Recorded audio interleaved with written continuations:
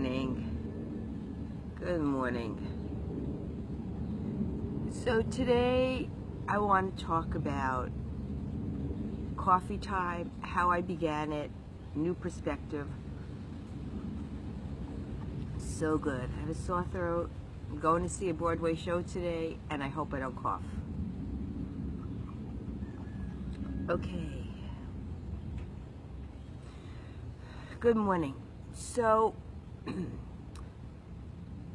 let me just tell you how I began Coffee Time. And this Coffee Time is dedicated to Laurie Lewis, the founder of Coffee Time with Janet and Laurie. And about a little over a year ago, yesterday was Laurie's birthday. Happy birthday. A little over a year ago, a friend of my sister's was battling breast cancer.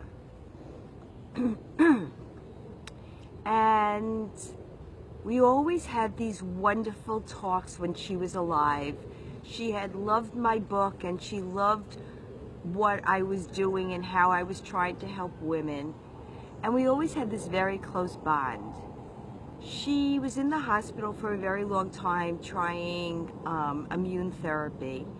And she said to me, "Janet, do you think you can call me in the morning and we can just talk? Because I need inspiration to get through the day."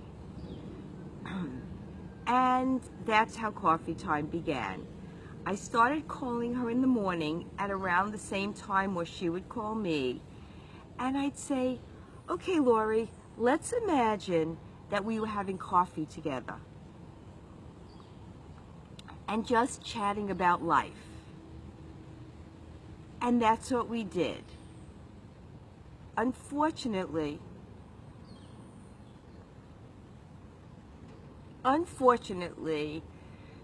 she didn't progress.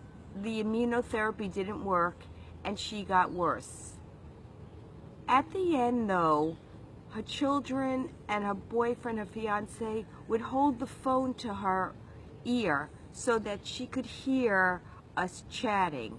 And I think what's really important is not so much what I said, but the fact that there was a human connection, there was hope, there was a bond.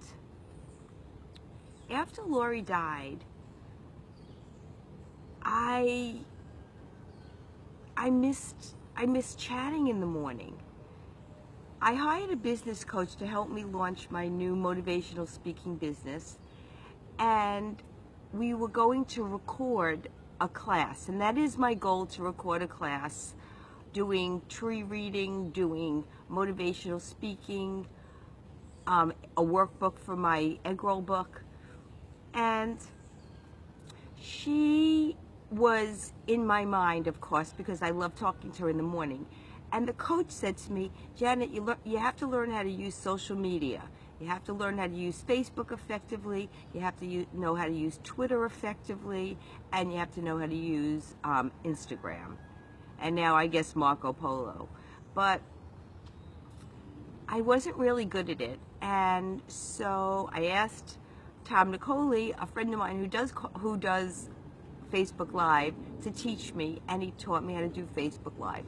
And I just decided, in Laurie's memory, that if I could create Coffee Time in the morning and just talk about life, I feel like when people say, "What do you talk about?" I feel like I talk about old-fashioned values on a modern platform, because both my children travel a lot and they're away. And the only way that I could talk to them is through Facebook or FaceTime or the phone. And having a way to connect with people in the morning, for me, is just everything.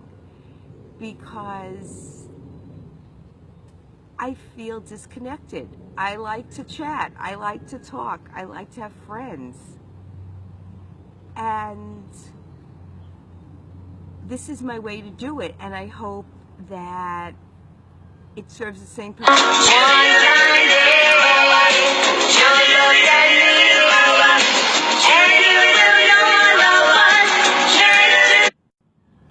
I wish there was a way that I could connect more with you and it could be more of a conversation. And maybe eventually I'll switch to a different platform. But for now, you just get me. And people calling me. Okay, so what I want to talk about also is, if you saw my coffee time yesterday, you saw that my fear of aging really needed to be conquered a little bit and really needed to be dealt with. And I did deal with it, but what's so interesting to me is throughout the day people called me having similar experiences where somebody thought they were the grandmother, the aunt, the sister, the older person, and we all had the same reaction. Like, you think I'm old enough to be her sister? You think I'm old enough to be her grandmother? And the big problem with this whole situation and scenario is what it triggers in us. The person said it innocently enough, but we were triggered for whatever reason because we view getting old with such negative connotations. When you're young, you can't wait to get bigger. Stand up, grow tall, get older, drive, do all those things. It's so exciting to get older. When you get to your 60s and 70s, you feel as though, oh my God, my life is over. I have nothing to look forward to except aging, and that has such a terrible connotation. Because if you read the headlines, like I was talking about yesterday, it's always prevent wrinkles, prevent this, prevent aging, prevent that.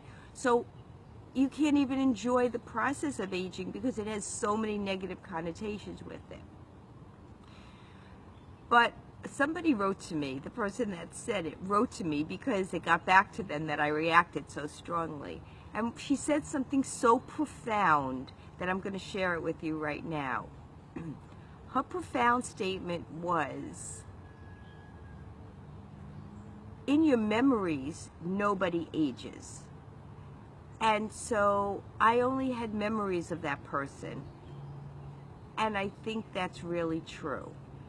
Is that for me, Laurie will always be in her 50s, look young. Katie, my daughter's friend, will always be 19 because in my memories, they are that age. In my memories, my dad would be 100 now, but he's in his 70s because it stopped. I recently went to a reunion and saw people I haven't seen in a really long time.